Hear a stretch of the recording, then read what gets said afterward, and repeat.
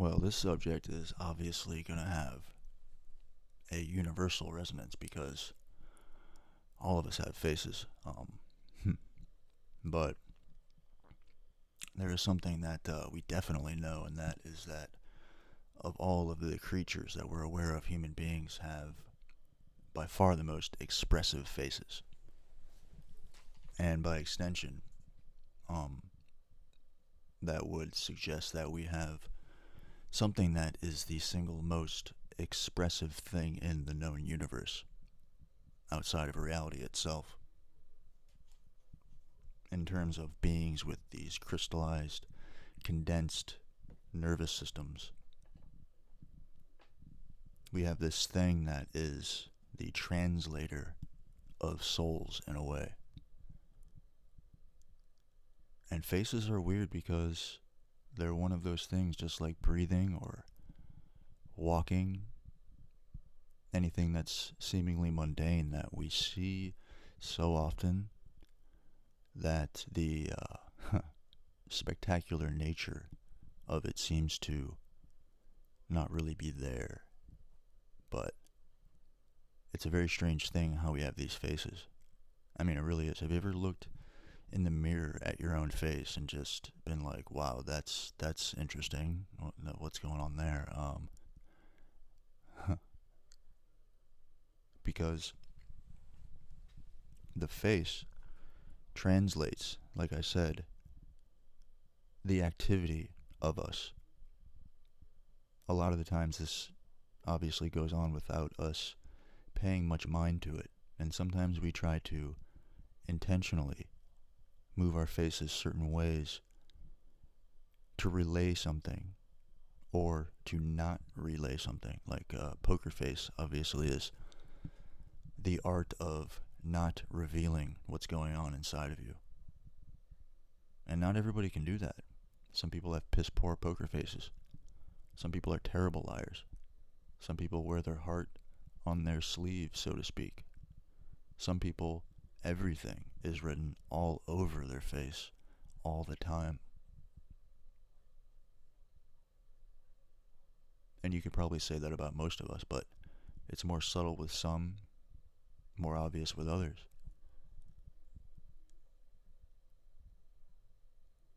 The eyes, man, the eyes, these things that are known as the gateways or portals to the soul, which is a good way of saying it. But then there's the rest, the complementing features, the array of things that exist to express. The face is the focal point, it's the tip of the spear, it's the money maker, as we call it, because it is the thing, more than anything, at all times, is the most expressive thing that exists. And we find beauty in faces, and we find ugliness in faces. We find hidden faces. We find faces that want to be seen. We find faces that are altered, intentionally or unintentionally. The face will always reveal something, often far more than just something. The face often reveals everything, the lifetime up until that point. You can always tell a person who's able to shed experience and take the important bits or the seemingly important bits or the relevant bits and discard the rest and basically erase it as if they're transparent, versus the people to whom which everything sticks. They carry it. We carry it. We do. And sometimes we don't. Sometimes we really don't.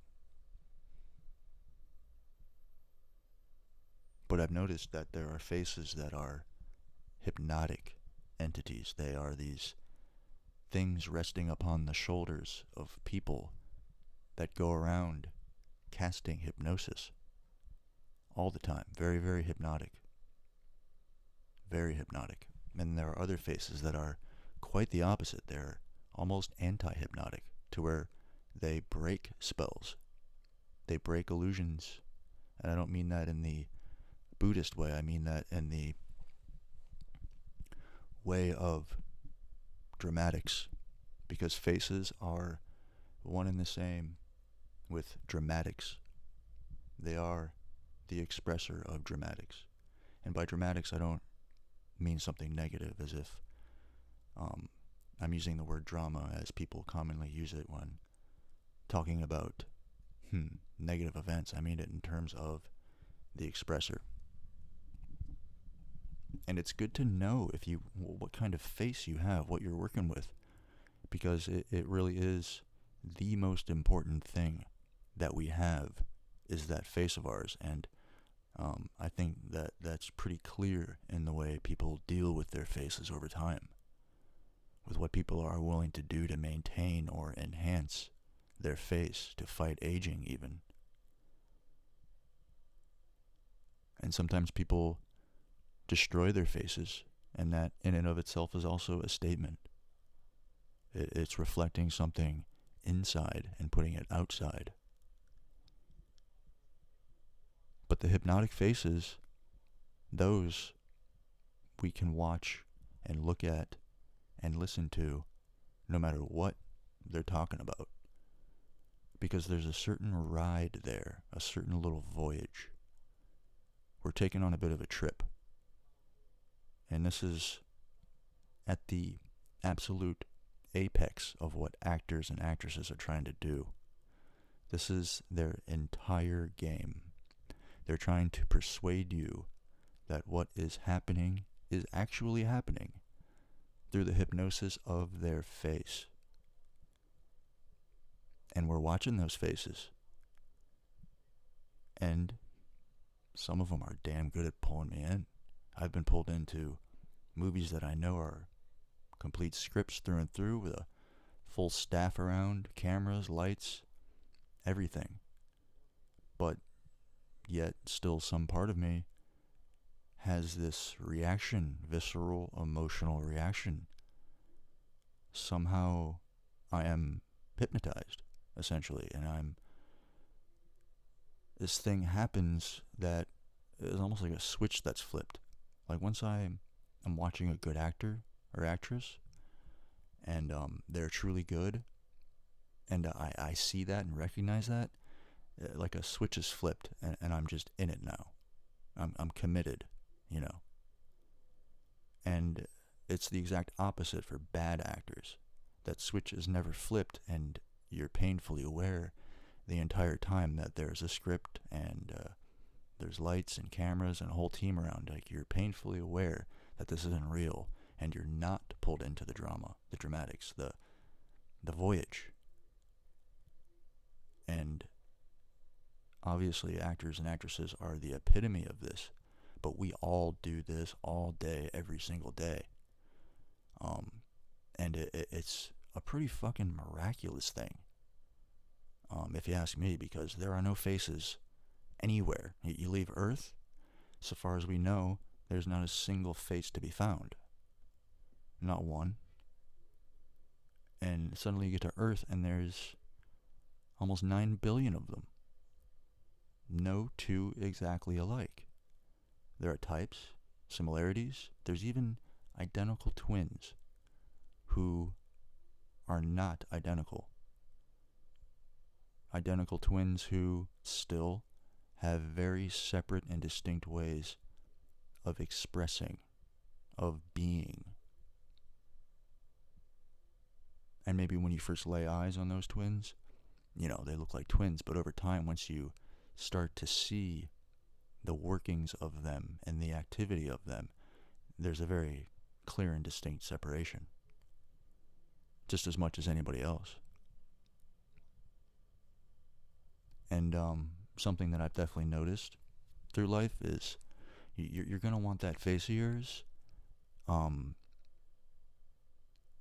as healthy as can be. And by that, I don't mean to start buying all kinds of crazy shit to like make your face better. By that, I mean healthy. Just healthy. Like, if you're overweight, you are completely changing your face. You are a very different person.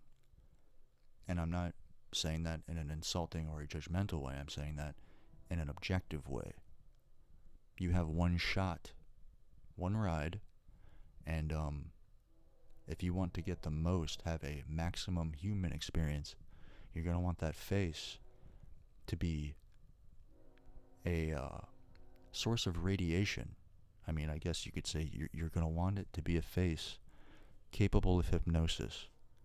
And again, when I use that word, I don't mean it as a predatory type term. I mean it as just a function of what's always going on.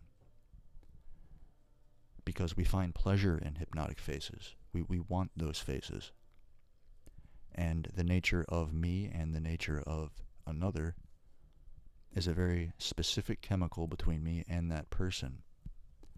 And there are no two identical relationships. Even in a friend group, every single one of those relationships, while more similar because they're in a cluster, are all very unique and distinct. So when I'm interacting with somebody, that same person has no identical interactions to that of my own, and vice versa.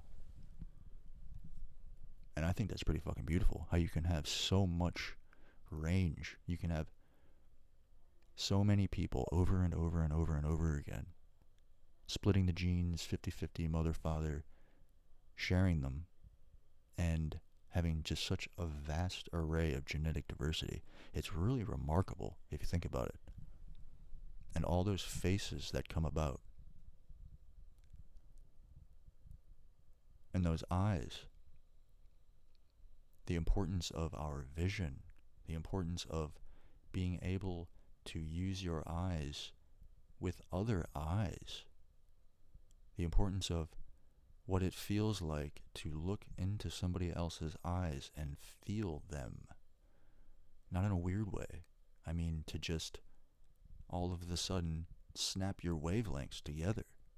You just suddenly beam together in a weird way.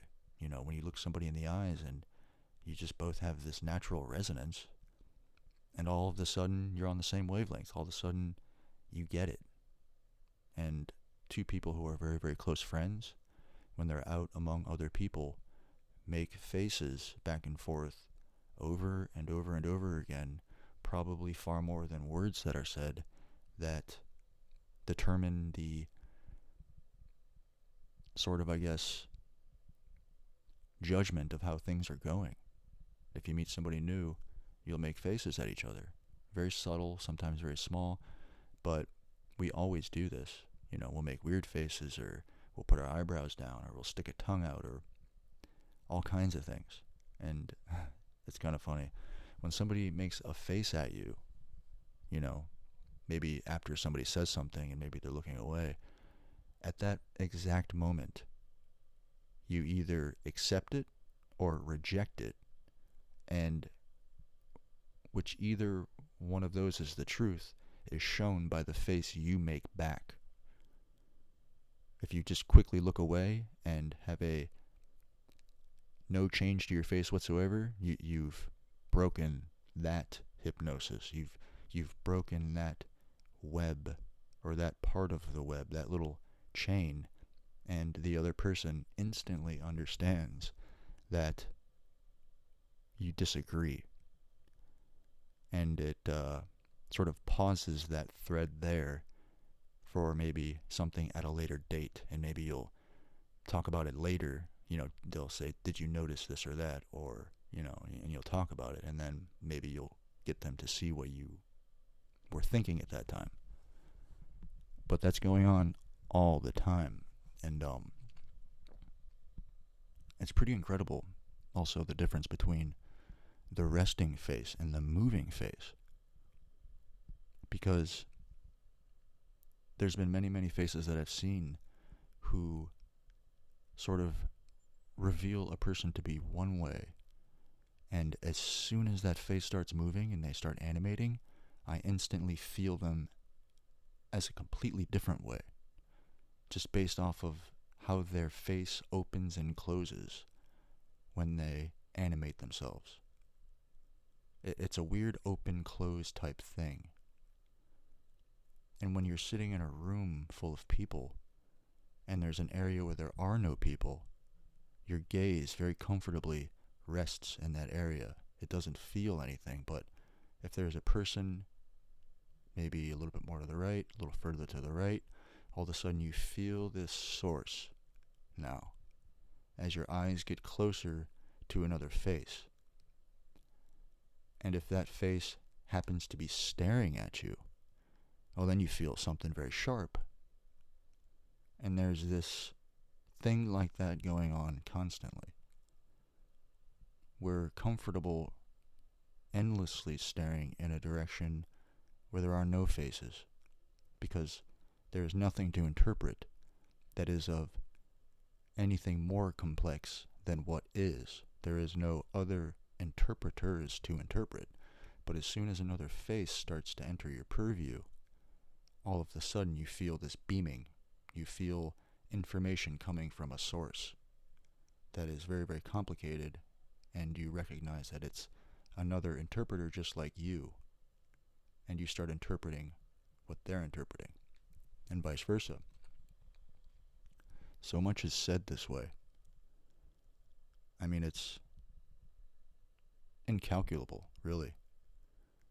And as I've said, and as we all know, our bodies as well work in conjunction as this sort of symphonic combined sum, but the face is really where the rubber hits the road. My dad has always been the kind of guy who doesn't say that much. He's really funny, but he doesn't say that much. But he's a massive source of authority. Like, he just radiates authority, but he's a kind human being at the same time. It's this interesting balance. It's just ever trusting. You could trust this man with anything. Genuinely good person, but also a source of authority. Almost a benevolent authority.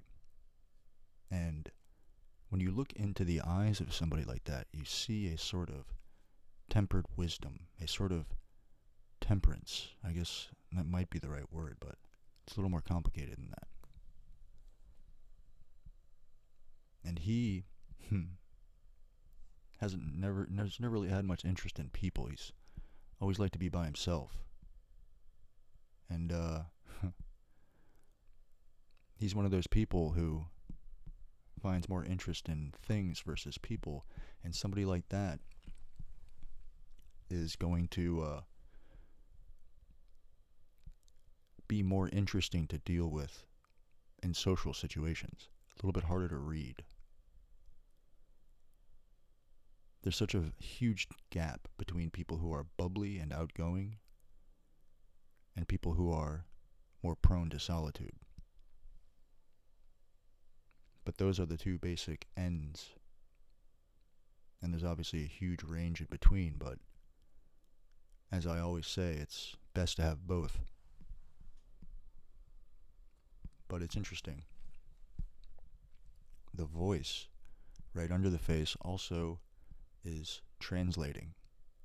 You don't just have the face. Now you have these sounds that the lips and the tongue are ninja slicing from the vocal cords and translating even more. Sometimes that can interrupt the face. Sometimes the face can interrupt that. Sometimes they can feel like two completely separate processes, but they are one and the same.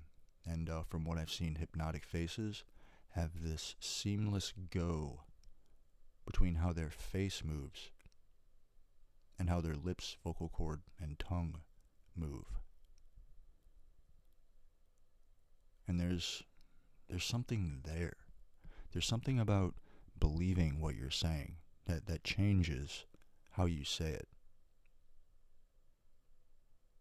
Because, from my own experience, saying things that I don't believe in a way that's supposed to convey that I do believe it, it's one of the worst things that I can think of, to be honest. It's like it's impossible for me to think of how a salesman who has no interest in what he's trying to sell can be so persuasive. And it's why I think people like that rely on other things than just what he or she is trying to sell to make the sale.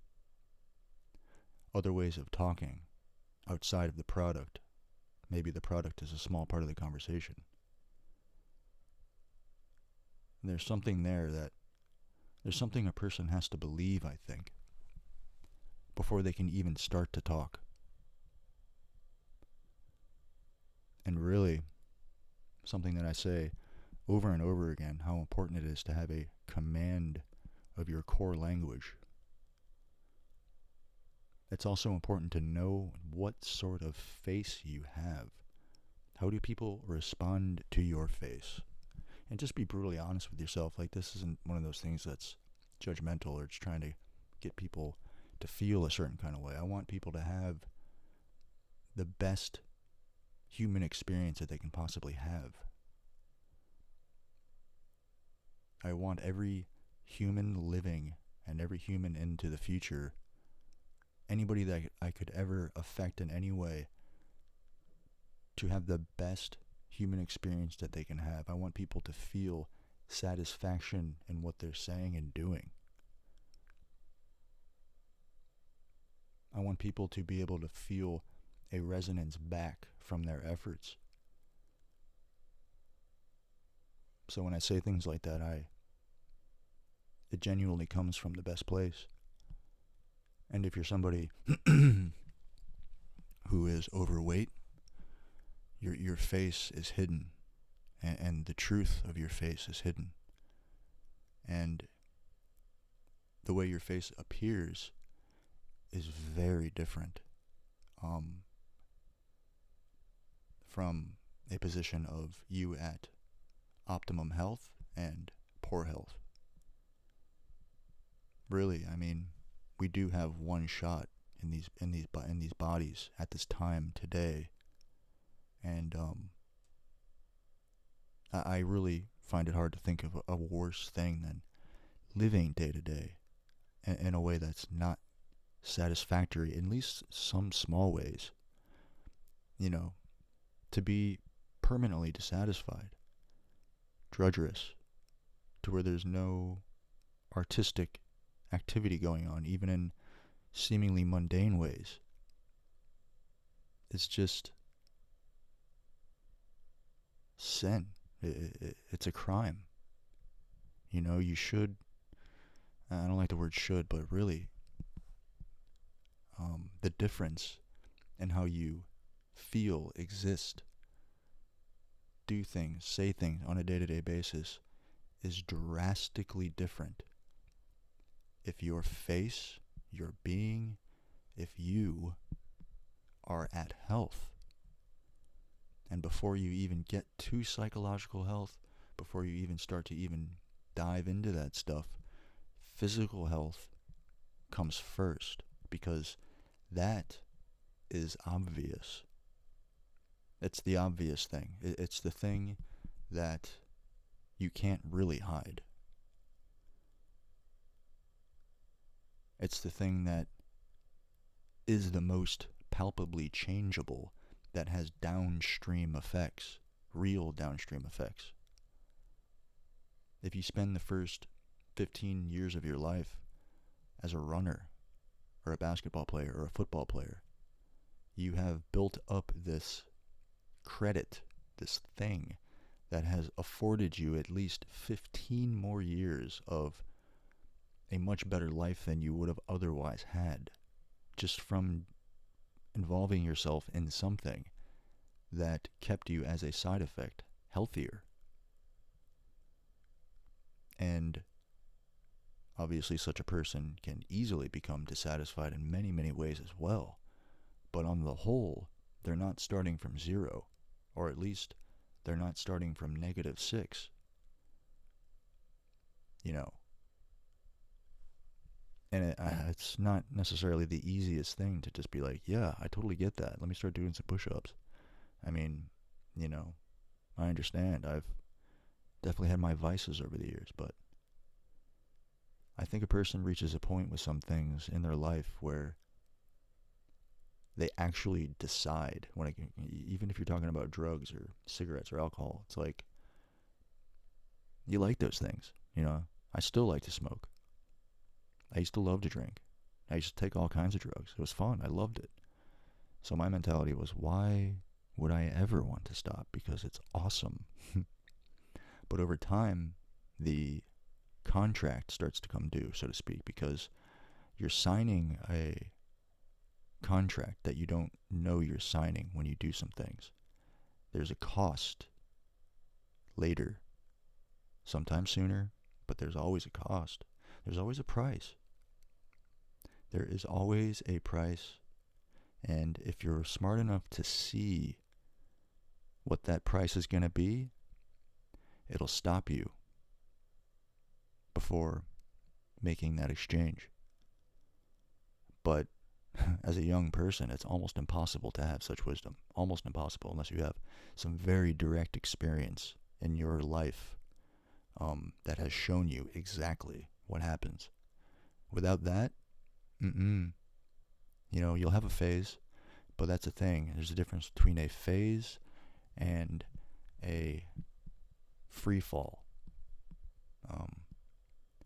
And there is all sorts of connected tissue there psychologically as to why free falls happen, and that's a whole other subject. But my point is, there is a massive cost. There's a massive cost to quick and easy, let's say, not quite satisfaction, but the instantaneous satisfaction. Maybe that's the way to put it. There's a cost to,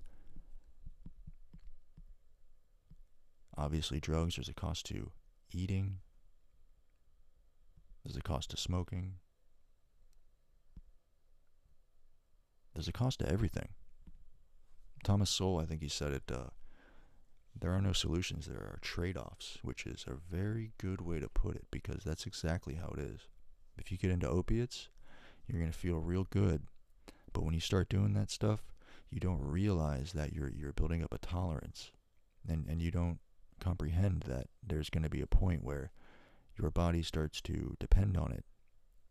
And the high gets lesser and lesser, the doses get higher and higher. And one day you're now in free fall because you're physically attached to the substance. And the same is with food. And the same is with alcohol. But while you're getting on that ride, you don't know that you're signing this contract. But all of these things affect the face. And my own face, I don't know what my deal is. I'm going to knock on wood, because my face is like abnormally hypnotic. It's an abnormally interesting face. And I'm not bragging, I'm just saying words to the state of affairs. And it's why I intentionally don't record my face, because it's distracting. This is all about words.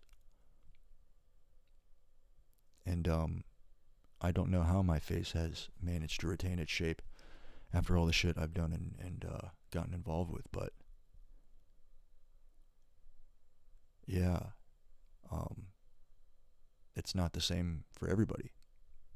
Some people are signing contracts with things that have effects that are far, far, far more than just getting off of the substance that has come to become such a big part of what's necessary on a day-to-day basis. There are so many other bleeding side effects and costs in all directions. It's not even possible to say for sure exactly what they'll be, but they'll come up. But I wanted to say this. We have this kind of special situation as human beings.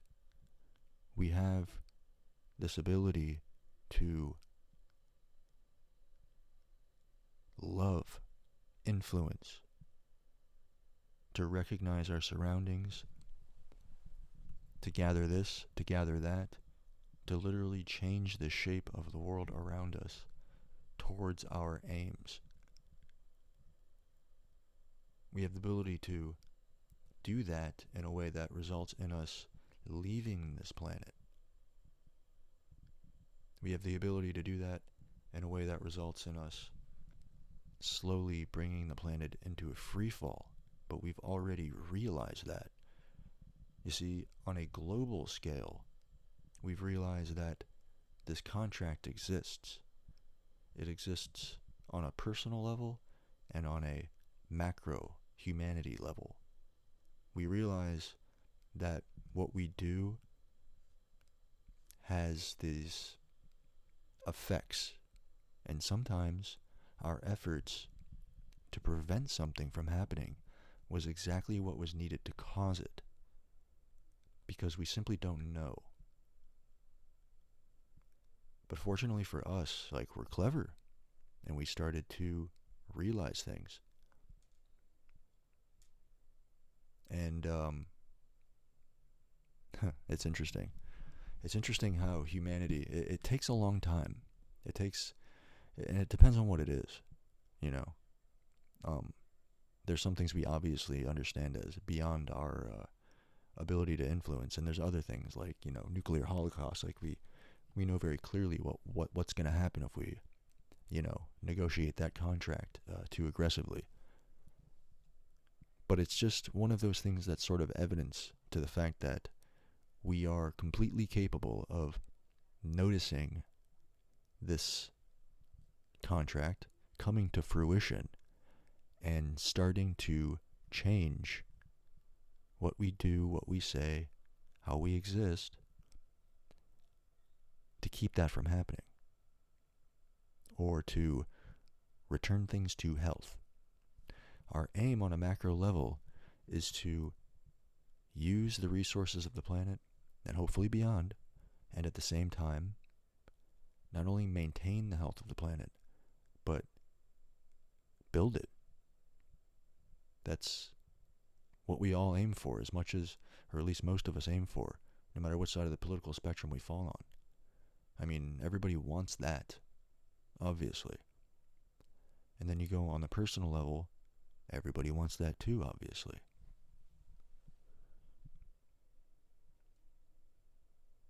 And the beauty in some faces. Some faces are the most beautiful things I have ever seen. And what makes them more beautiful is when they are a word we're all very familiar with. Authentic. Sincere. There's a reason why we regard that so highly. Because that's the feeling we get when we recognize a face that is seamlessly representing one's soul through one's face in a way that is honest. And people always say they want the authentic people around, the sincere ones, and of course we do. Because those are the people who understand and comprehend what they are, and actually find some way to love it in a non-hokey way. When I say love it, I mean derive real satisfaction from its processes.